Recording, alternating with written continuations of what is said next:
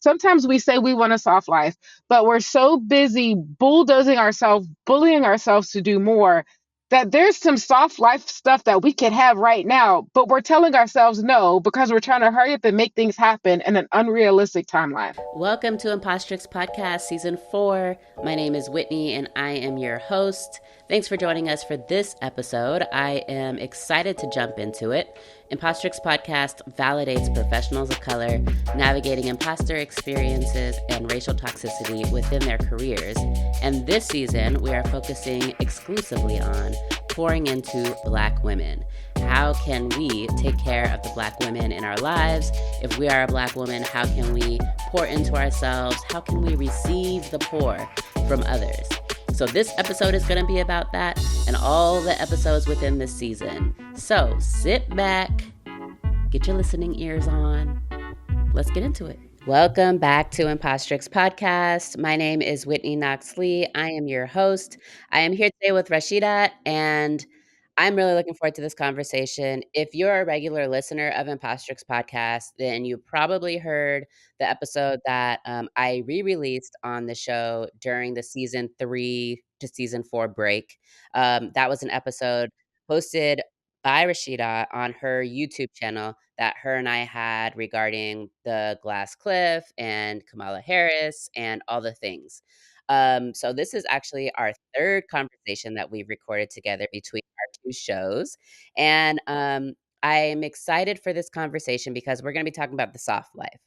And when I first started talking to Rashida, I was like, look, I don't think that there can be a soft life for Black people.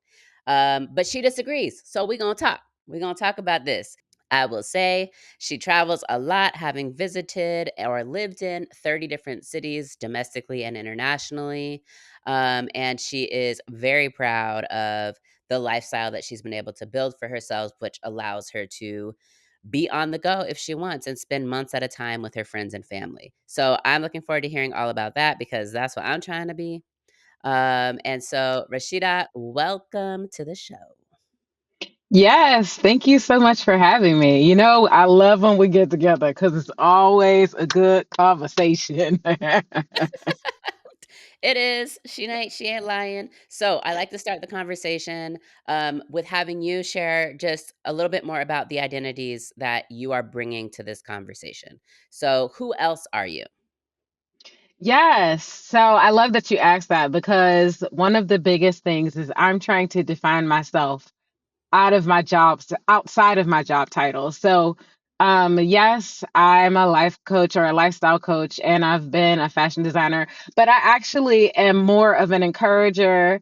I am wise, that actually means that I make mistakes all the time, and your girl is just good at getting back up again.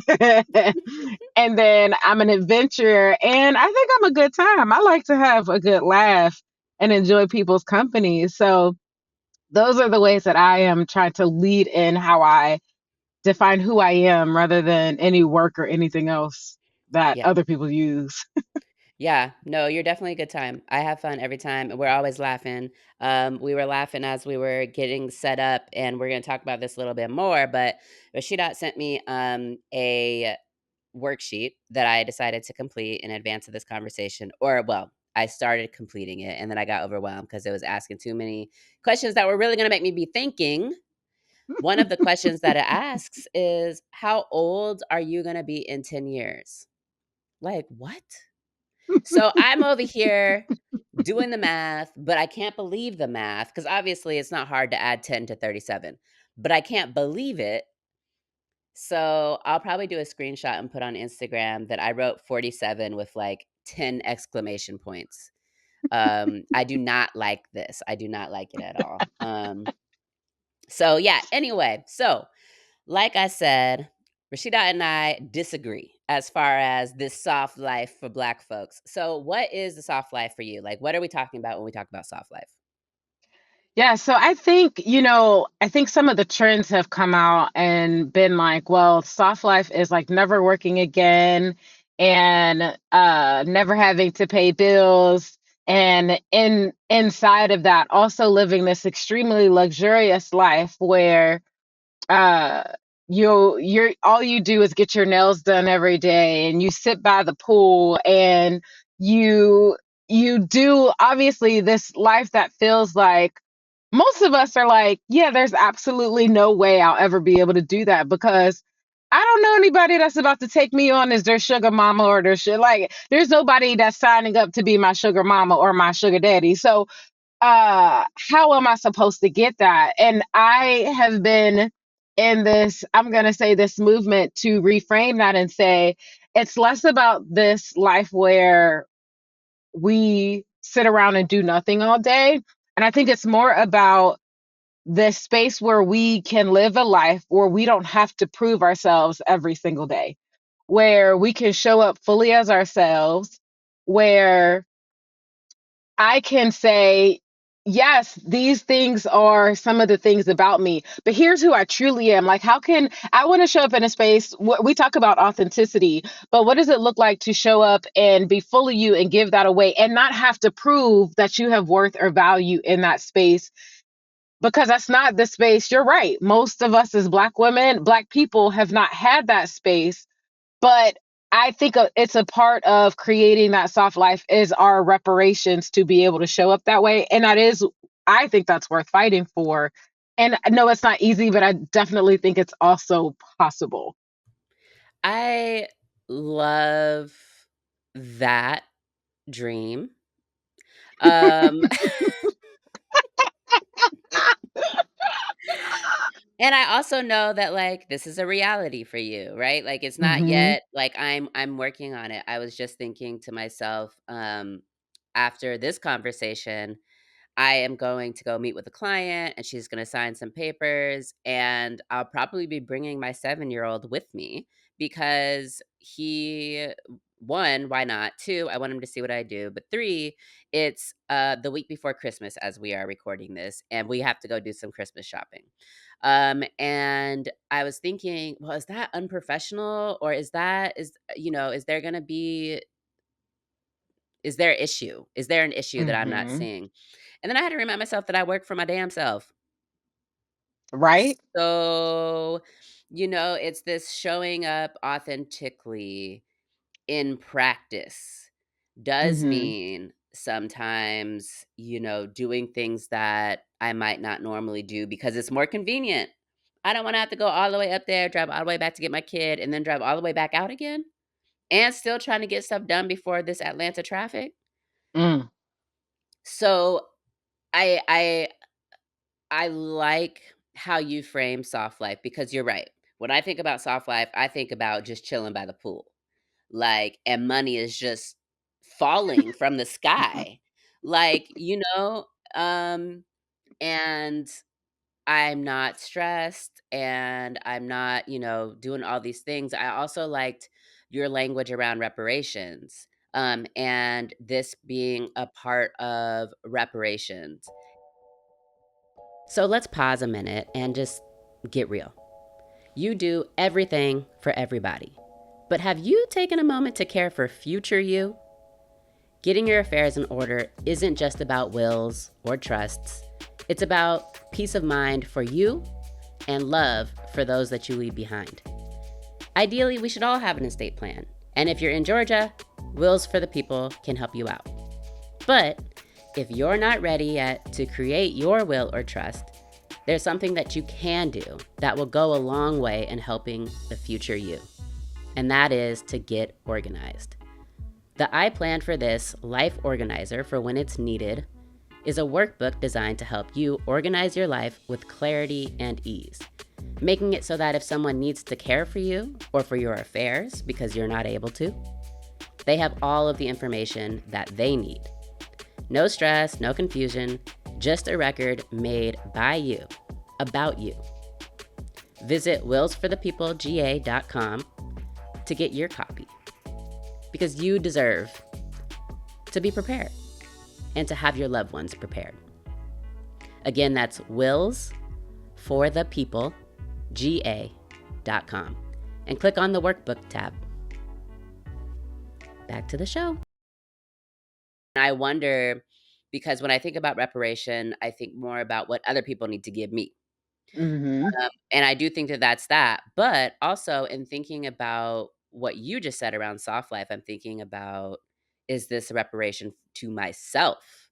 Mhm. Um, is striving for this type of soft life, and specifically striving for the not always having to be on, not always having to be perfect, not always having to take care of things and get things done.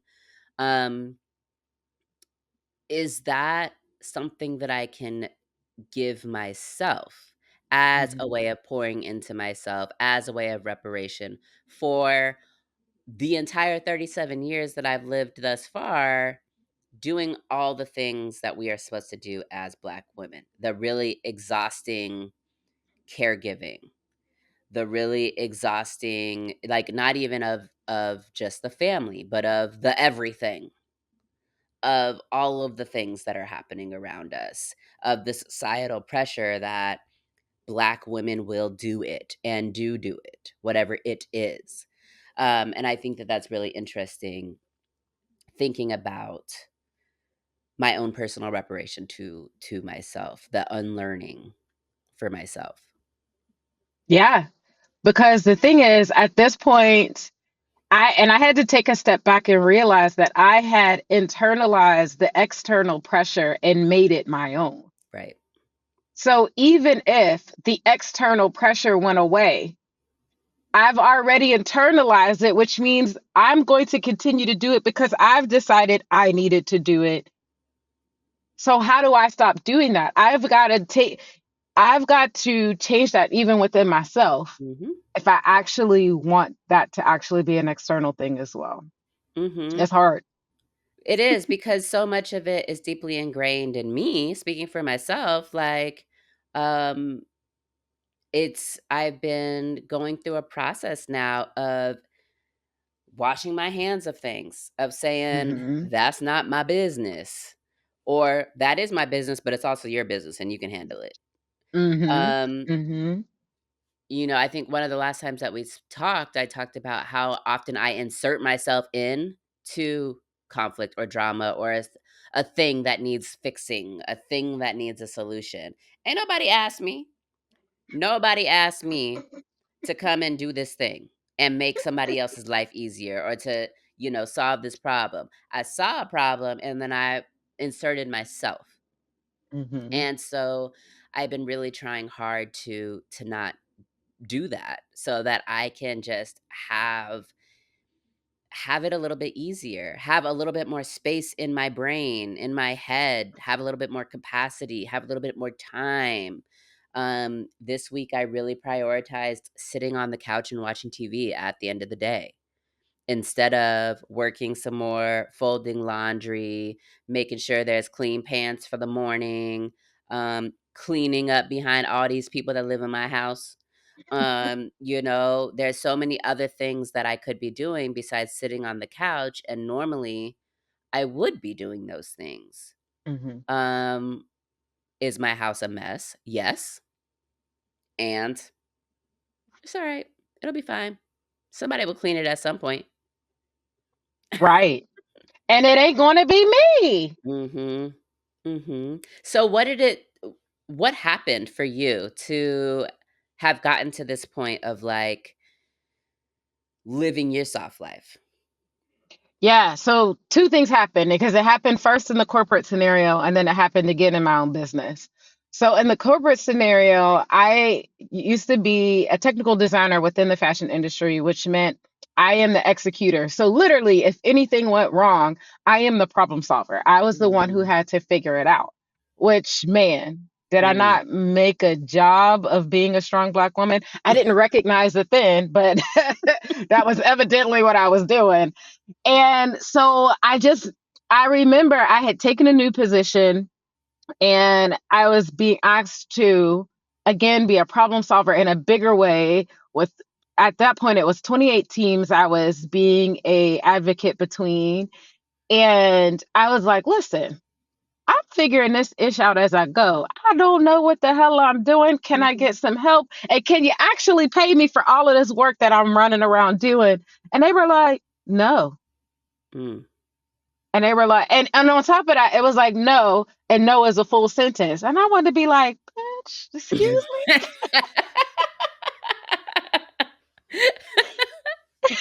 You Yeah. And I was like, no, that's not the correct answer. And so that was like, okay, that happened. A lot of things snowballed at work. And then I was like at the end of paying off my last debt payment for my student loans. And I had done Dave Ramsey's Total Money Makeover. I had $69,000 in debt. And I was literally to the last $1,200 payment. And I remember thinking, once I click this button, I don't have to be here anymore because I don't have the same level of bills. I don't have the debt hanging behind me. I literally have a level of financial freedom that I've never really had before. And that opens me up to have a level of freedom and choice Mhm. that I didn't have before because I couldn't just leave the job because I had bills to pay. And I Mhm. have some bills, but it wasn't like having $1,200 of payments or, Mhm. a car note, that all of those things that we have to pay. And I was like, okay, if I don't want to do this, what the heck am I going to do?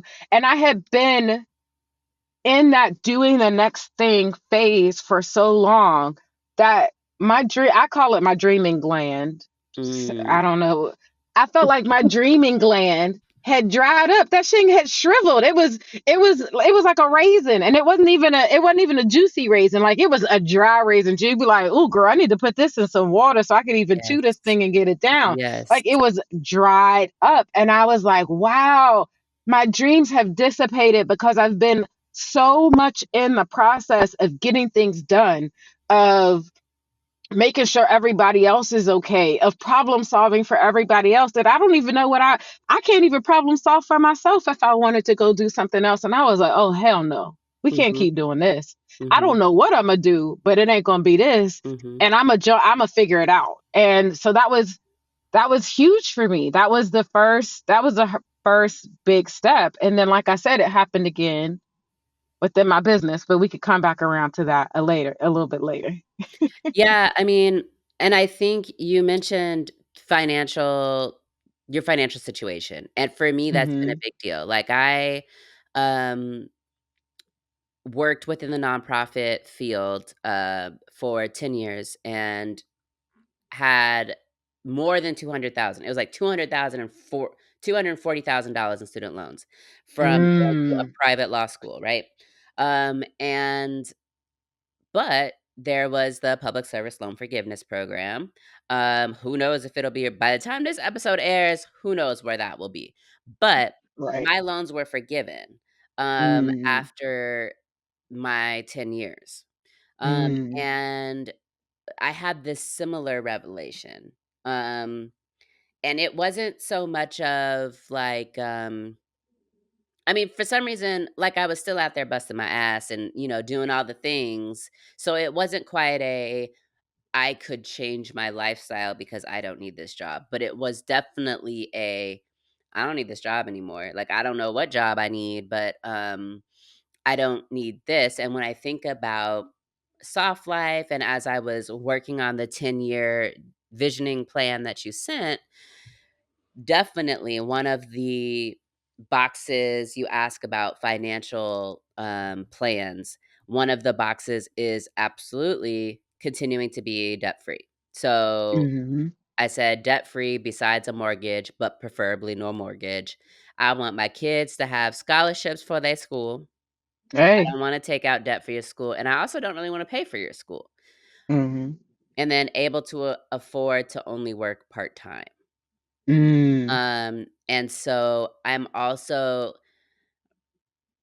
really feeling and have been, I mean, throughout my adulthood, finances and having a good credit score and having a savings and all of those things have been really important to me because I want to have the options.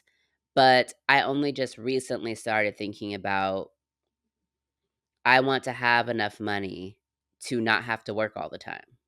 Mhm. And when I say all the time, I don't even want to work 40 hours a week. I definitely Mhm. don't want to work 60 or 80, but I don't even want to work 40. I want to Mhm. work a few days for a few hours. Mhm. And so thinking about, like, for me, that is the soft life that I dream of, Mhm. is having some freedom from work and accountability in that way. So setting Mhm. up systems right now, I'm working on my 7 streams of income. I got 6. Um, Mhm.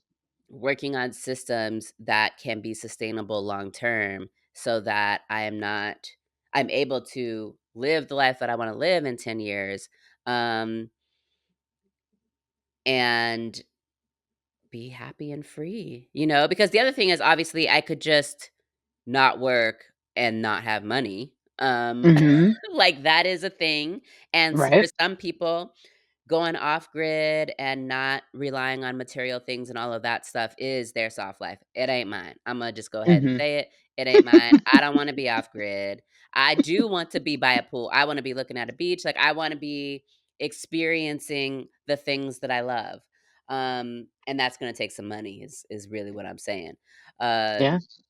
so yeah, that I think is really important when we're talking about soft life and we're talking about pouring into ourselves, is setting up our financial situation so that we can pour into ourselves. Yeah. And I think that's the other beautiful thing about the vision, because one of the things about paying off debt is that it's a marathon. It took, I mean, I was pretty lucky, 2.5 years to pay off that $69,000 in debt. That's pretty quick for most Very. people. You know what I mean? Um, so you got to have an idea of like, what am I doing this for? Because if I'm telling myself no, if I don't know that this is no for a short term and I can't see how like where this is going and how long it's going to go, you don't have the same level of motivation to continue it. So, no, like when I was paying off my debt, my biggest thing was I didn't want to be, I didn't, I kept calling it more, but I knew I didn't want to be confined to that one location. I knew that I wanted to spend more time with the people that I love, and they were not all in the same place. After me being in different places and making relationships everywhere I went, I knew that I wanted to be able to spend physical in person time with them because I'm better in person than I am on the phone. Listen, I'm terrible on the phone. So I knew that that was important to me. So that was what kept me going. Mhm. Otherwise, I could have been like, oh, I just saved up this $1,200, but let me go buy a trip. Or let me go buy. I mean, I'm not the person who wants to go buy the Dooney and Brook bag, but those are Yeah. the things that we are exchanging for. Or let me go. I really wanted this Mercedes. Listen, is that Mercedes worth enough to keep you in this lifestyle right now so that you never get to the point where you can actually afford that? So it's one of those things where we have to practice. It's not no, it's just not right now. But if you can't see that it's not right now, if you don't know what you're planning for, and that's why I love the 10-year vision map, because then you can see, okay, everything that I want to accomplish, and I just did a video about this. If you didn't accomplish everything in your vision board for this year, you're probably like, oh, I failed. But let's actually do a reframe. What if it's that the dreams that you had, everybody's telling us to dream big, right? Mhm. So why do we think our biggest dreams are going to happen in a year? Mm. They're going to take a little bit longer than that. Mhm. And some of your big dreams, like, okay, that 7 income streams and this, that takes time to build. So when you have your 10-year vision and you can say, okay, but I could finish the first income stream in the first year, the second income stream in the second year, and then this third income stream, it's going to take a little bit longer. That's a year and a half. You can see the path, the milestone that you're building, and that gives you the resilience. And it also is like, I don't have to bully myself to do more because I'm doing this for the long haul. I can take rest today. So I can go sit by the pool rather than making myself think, or like you said, you said this week you specifically practiced sitting in front of the TV. You needed that. Mm-hmm. But if you don't have the mindset to remember this is a long haul, then you're going to keep pushing yourself to do more and more, which counteracts. This is the other thing that I think about a soft life. Sometimes we say we want a soft life, but we're so busy bulldozing ourselves, bullying ourselves to do more, that there's some soft life stuff that we could have right now, but we're telling ourselves no because we're trying to hurry up and make things happen in an unrealistic timeline. Mm. You speaking to me. Because I will bust it out. I will do like I mean, the sense of urgency that I feel almost all the time. One of my good friends, she's also recently started an estate planning practice. She had a person reach out to her to do a consultation, but in order to like the time that they wanted to do the consultation was a time that was just really going to be challenging for this friend. Mm, She was either mm-hmm, going to have to be running late or, trying to squeeze things in and go from there to there really quickly. And so she just responded saying she couldn't do that time. She would love to meet. mm, And we push it back a little bit. mm-hmm, I don't do that enough. mm, mm-hmm, I and some of it is scarcity mindset of like, "Well, let me get this money real quick." But some of it is also just like, conflating quickness and mm, efficiency with quality. So mm-hmm. if I can respond quickly, if I can see you quickly, if I can do this thing quickly, then that is going to relate to what you perceive the quality of my work is. And those Mhm. are not the same. In fact, for Mhm. me, I am someone where when I'm rushing things, I am making mistakes. Part of my process right now is that I need to slow down. I need to Mhm. allow more space. And going back to the reparations for self or towards self, the way that I see this is allowing myself the time to do a good job, allowing myself the time to feel competent and comfortable in what I'm doing, allowing myself time to be able to give the person, the client that I'm working with, my full attention, Mhm. and not having to be running late to appointments or just arriving on time and now I'm shuffling through my papers to find the stuff. Um, and that too is retraining for me Mhm. Mhm. because especially working in the fields that I've worked in, where it's like the emergency room for legal issues, everything is an emergency. Mhm. So I need to work quickly Mhm. because I need to get to the next gurney over there, the next person who Mm. has some legal issue. Um, but now running my business, I get to decide what is Mhm. urgent and what is not urgent, or how many matters I'm going to take on this month, or tomorrow I'm taking the day off to go volunteer in my kids classroom. um I realized that I have done that more when I was working for somebody else than for my own self, Mm. and ain't Mhm. that a damn trip, because how does that make Hmm. any sense? Isn't this the whole point, is the flexibility and all that? Like, I would volunteer, like, once a month to, like, reorganize books up in that classroom. I haven't been there yet this year. So I think I like to blame other people for the lack of the opposite of the soft life, the hard life. Um, and some of it is systems, but a big part of it is recalibrating my own self. Mm. Mhm. Guessing that recalibration, and because it's not a once and done. Mm, That's the other thing about the recalibration.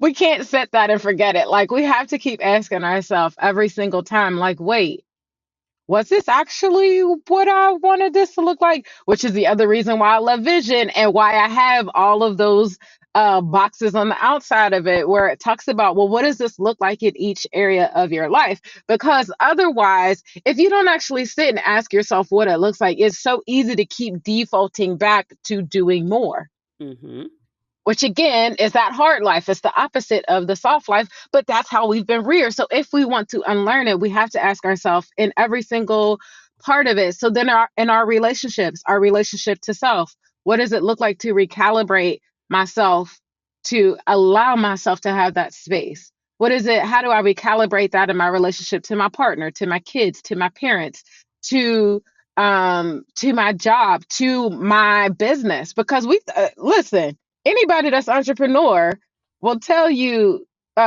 your business is like your baby. You know what I mean? Mm-hmm. So you got to recalibrate your relationship to that as well. And that's where I said before, I jumped into my business and I got so passionate about it that I was literally working more in my business than I had ever worked in my corporate job. Um, and what happened was I started having heart palpitations. My body started Mm. talking to me. My body said, "Oh, hold up, child. Hold up.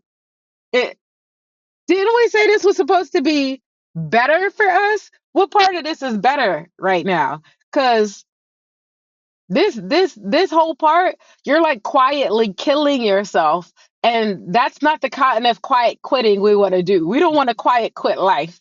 You know what I mean? Like that's not what we're trying to do. And I was like, oh, like my cortisol levels were literally up. My whole body was like, child, if you don't go take yourself and sit down. And I was like, oh wow, I really have to start to dissect because again, like you said, it was easy for me to blame it on the job. But if you're that person that's tried the new job, you've tried the new boss because you thought the job was the problem, then you thought the boss was the problem, then you Mm-hmm. thought the company was the problem. You've tried all of that stuff and it's still not right. What's the common denominator, child? It's you. Yes, that's It's absolutely you. right. So for folks that are listening, I'm sharing my screen now. So for folks on YouTube or who are watching, can see the 10-year vision map that Rashidat sent, and it's got on the outside are two columns that have key results. So key results for your last 10 years. It's got four different subjects: personal life, professional life, financial life, spiritual life, emotional, purposeful, physical, and relational. And then Mhm. the next two columns towards the inside are all of those same categories, but it's asking about your objectives. And then on the inside is the focal point of your 10-year vision. And so I was telling Rashida when we got on that like I didn't even do the outside because that was overwhelming for me. That was like, oh my gosh, okay, thinking about what's happening in 10 years. I told you I didn't like thinking about that I was going to be 47. So I'm mad at that, first of all. And in 10 years, it's going to be 2034 because it asks you, what year will it be? All of this is like, my math must be wrong because there's no way it's going to be 2034. But yes, indeed, it will be. So I'm just gonna zoom in because I want to show you all and Rashida because she hasn't seen like my filled in version, a little bit of what my thoughts were and how this is helpful for me even on day one of the next 10 years, right? So my personal life, I want to be engaged and invested in a supportive and fun community. For my what one is this? Professional, flexibility, less challenge and more ease, running a Mm, successful and lucrative business, and philanthropy. mm, Financial, I already mentioned that, but debt free, basically. And being able to afford to work part time. For my spiritual, I want to be engaged in a spiritual practice that makes me feel good, mhm. rooted in gratitude and community and humility. For my emotional life, I want to be mentally stable and managing menopause because it'll be 10 years from now. That's just crazy. That's just crazy. But I know because I have older friends that menopause is mm, all over the place. Like I need a menopause coach starting now Right? so that I Right? can be preparing myself for this. Um, Purposeful life objective is philanthropy. I want to be serving. And, because I want to be rich, basically, I would like to be giving my money away. I would like to have Mhm. so much money that I'm giving some of it away. And in fact, that it benefits me to give some of it away, not just other people. Um, Physical, I don't want diabetes or hypertension. So these are things that Mm, run in my family. yeah. And I'm pre-diabetic now. And so again, going back Mm, to the like on day one thing and thinking about my vision for myself in 10 years when my children are 17 and 14. Like I want to be here. So like mhm. alive, period. Mhm. Mhm. Um and then relational, I want to date my husband. I Mm. want that, right now it's partners in keeping these kids alive. And I'm looking forward to getting back to dating and romance. Like, today we're like, are we buying each other Christmas presents? Like, there's no, we are business partners right now. Um, but this was really helpful for me Mhm. because it is concrete and it can get more Mhm. concrete if I want it to get more concrete. Yeah. Um, and so, two, all of these things for me have to do with my soft life, with Mhm. the type of life that I want to be living in 10 years from now. Um, and so it is really helpful for me to put this down on a long-term basis instead of the vision board for the year or instead of the Mhm. quarterly business goals. Yeah. Um, so how do you usually work with folks through this map? Yeah. So we actually start with a couple steps before this because this is a lot. Like, this is like, how the heck am I supposed to get to this point? Like, I Mhm. don't even know what I want to eat for dinner tonight. How am I supposed to answer this question? Mhm. So yeah, we have a couple steps before this, and I really started with we come back to, well, who am I?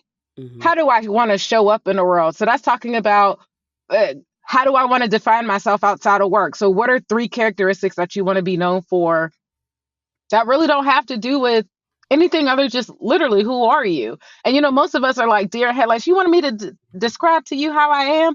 Yes. So we go through all of that first, and then from that you come out of that with a why statement, characteristics of who you are, your values, and how you live them, because all of those become this compass that are directing you towards that life. And Mm. those are how we make our decisions, because okay, if I don't have a good compass, then I'm still going to end up somewhere else, because my compass is leading my true north. The north is not true on this compass because it's Right. going in the wrong direction. So Right. you got to recalibrate your compass. So we've been talking about that in that unlearning. So we start with that, and then next I get into, I have, well, let's get your dream gland, like let's moisturize that thing and get that thing Mhm. moving again. And now, once we get to dreaming, then we can get clear on, well, let's start writing it down, because what you say is a soft life, you totally hit it. What you say is a soft life, what I say is a soft life, is going to be a different definition, and that's okay. I don't Mm. need anybody to have a specific definition. You get to decide this for yourself. But if you don't write it down, you're never going to have that clarity. It's going to instead be like a pixelated picture, and you're Mm. like, dang, I could kind of see that it's kind of, I think that's going to be a really nice picture because I can see some really nice colors, but I also can't really see what it is. And so when you write it down, it's making that picture more clear and more clear and more clear until you're like, God dang, no, I like what that looks like. And now you've got this clear picture. And it's almost like, really, the other way that I like to say it is like, think of it like a GPS. The GPS doesn't help you go anywhere if you didn't put a destination in the map. Mhm. If you didn't tell the GPS I'm trying to go to Target, you're just driving around with a little blue dot moving around on a GPS. Mhm. It ain't taking you anywhere. And that's what Mhm. most of us are doing. But when we create our vision, we put a destination in the map. And now there's 20 million different ways to get to that destination. We just got to start taking some paths and make sure we're always connecting it back to that destination. And so it actually simplifies this idea of creating a soft life, because now I actually know what I want it to look like. Mm. Yeah. And even so, a couple of thoughts occurred to me as I was listening to you speak. And one of them was even getting to the space of feeling like I deserve a soft life. Mm, mhm. And for some reason that makes me think of reparations again, and I'm not really sure why. I'm not sure what why my brain is connecting that, but this idea of deserving it. Like Mhm. I have already just who I am, my existence is enough for me Mhm. to get to live how a lot of other people get to live.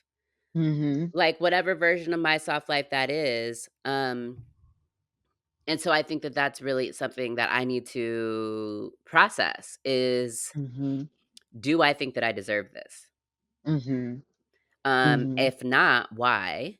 If I do, great. Like that's what we're shooting for. But if not, like, are there times when I'm self-sabotaging? Mhm.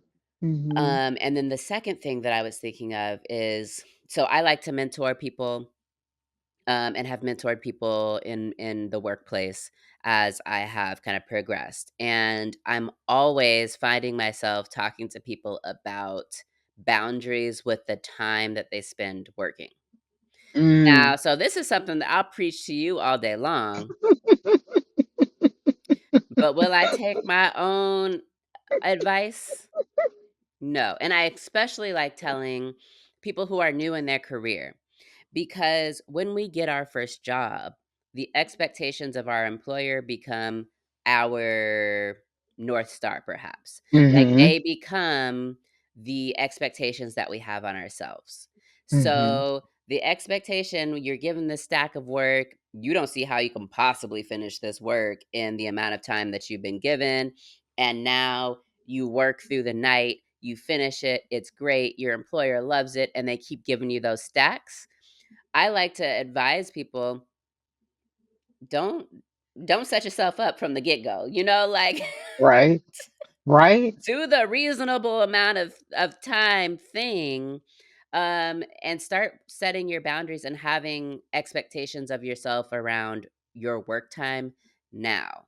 Don't let somebody Mhm. else determine that. And obviously, it's much easier than said because at the end of the day, you are accountable to your employer and that's how you're getting paid. But I Mhm. think like when I'm talking to people who have a choice as to like whether they're going to sign up to be on a committee or whether they're going to do the extracurricular work that they're really excited about. But also, it's like, if you can do this next semester, or if you can do this at a different time, or do you need to be the one doing this project? Can this Mm. task of this project be delegated? Figuring out just really how to remove stuff from our plate. And that sounds almost like sacrosanct to say that, because like that should not, we're like, no, we shouldn't be wanting to offload our work. After all, this is our job. But like, why not? Can't we take this because y'all know what I'm gonna say. It's only us black women that are over here trying to keep everything on our plate. Mhm. Ain't nobody else like, Mhm. oh, my plate's overflowing. Let me keep it all and get a bigger plate. Mhm. Everybody else is like, oh, my plate's overflowing. I guess I need to get stuff off of my plate. I guess I need to Mhm. delegate.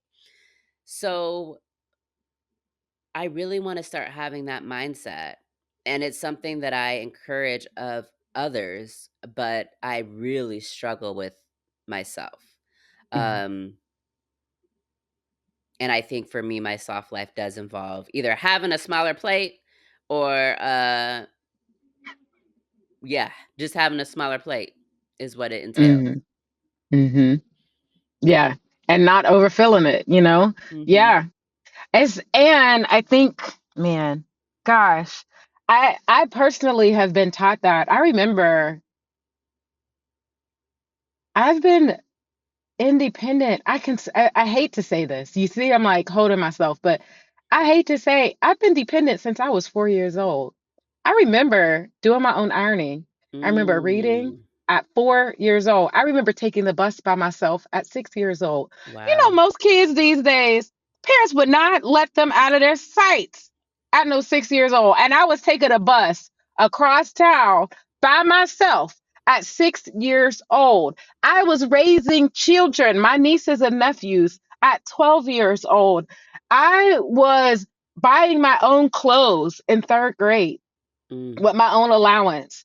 mm, We have been taught for so long to do it all.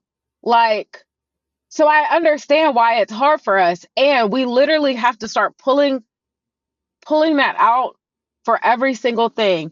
I'm dating a guy right now, and I'm like, I don't need his help, but I be making up stuff to ask help for just because it's good practice. It's I good know he's sick of practice. you. But here's the funny thing, he loves it. He's like, I like that you tell me what you want. Because otherwise I feel like I gotta read your mind, Right. but I'm done with you. Like, Mhm. and I'm like, okay, good. Here, let me give you something else. Mhm. Mhm. But that's the thing. That's the thing. Your response is, we think they're tired of us, but they're like, no, I actually have been waiting for you to give me something. I've been literally sitting here waiting for you to give me something to do because I know how much you serve me. I know how much you help me, but I know if I just try to do it on my own, you're going to take it back out my hand. So Mhm. I got to sit here and wait for you to give it to me. So thank you for giving it to me. Mhm. An unlearning. What an unlearning. Yeah. Absolutely. So I want to switch gears just a little bit because I'm really curious to talk to you about the Exodus movements of Black Hmm. women and Black people out of the United States. And I know that you are somebody who travels a lot and you want to have that freedom to travel a lot.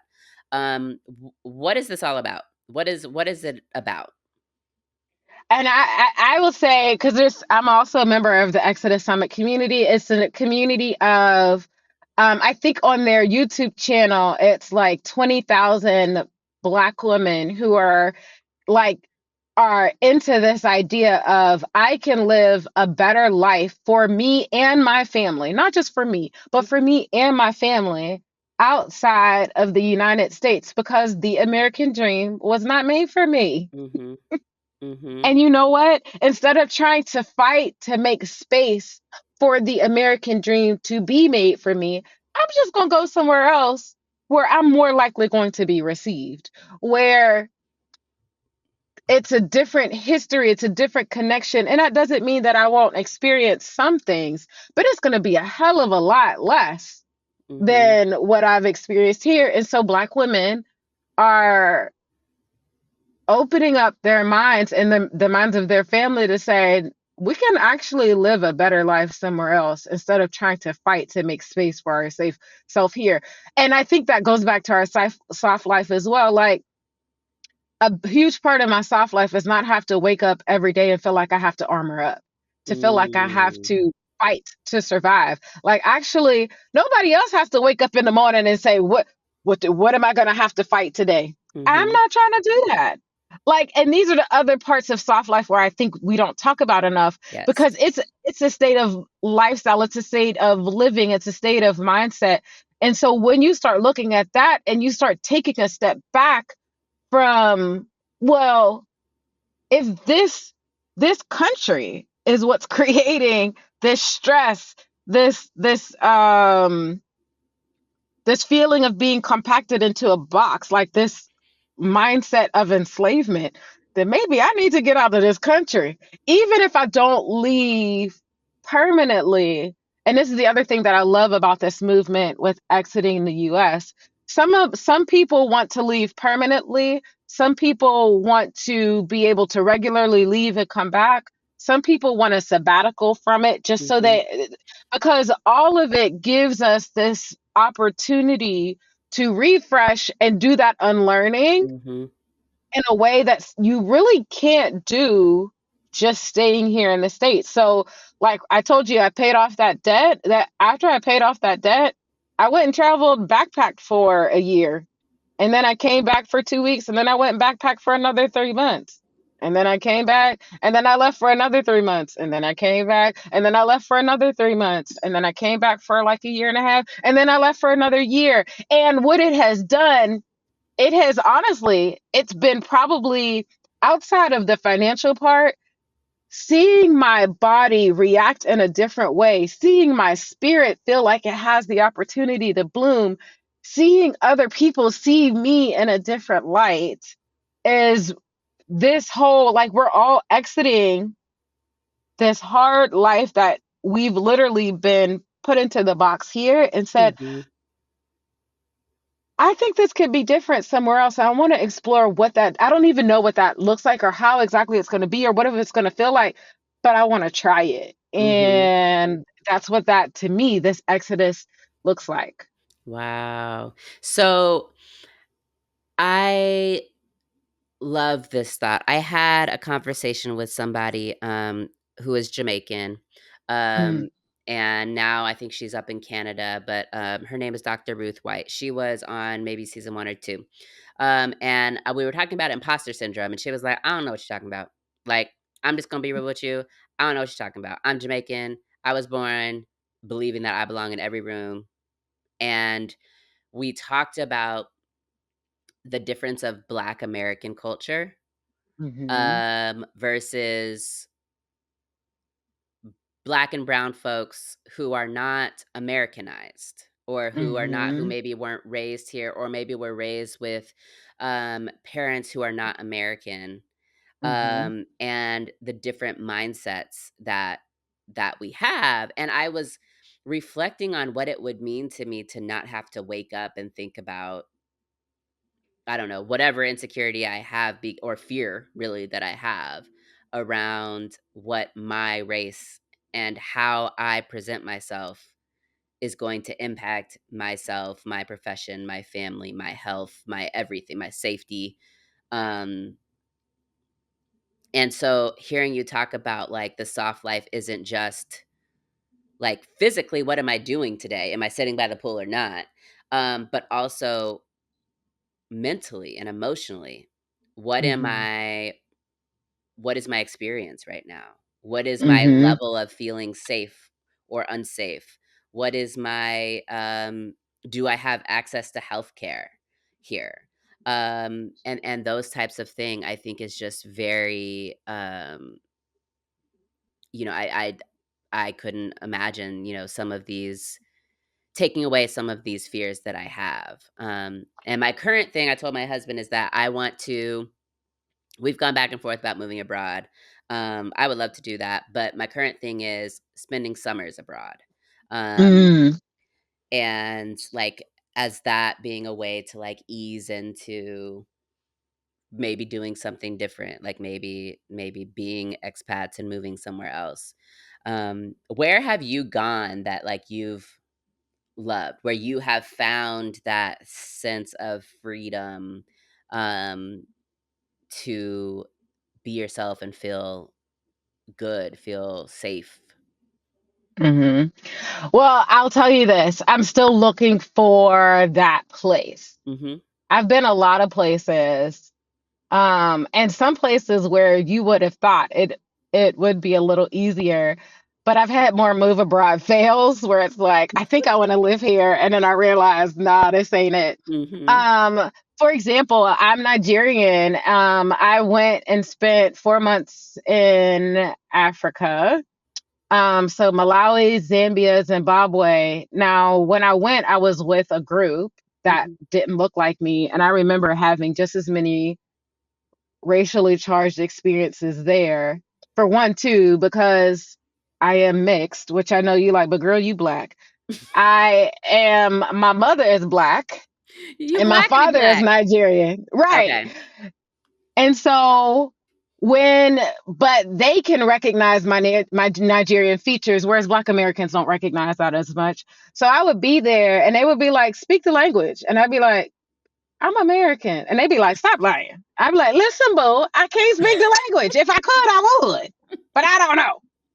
So all of that to say, like, I didn't feel safe there either because they had an expectation of me as well. Mm. So I say that to say I'm still looking for that place, and that's why I haven't moved abroad yet.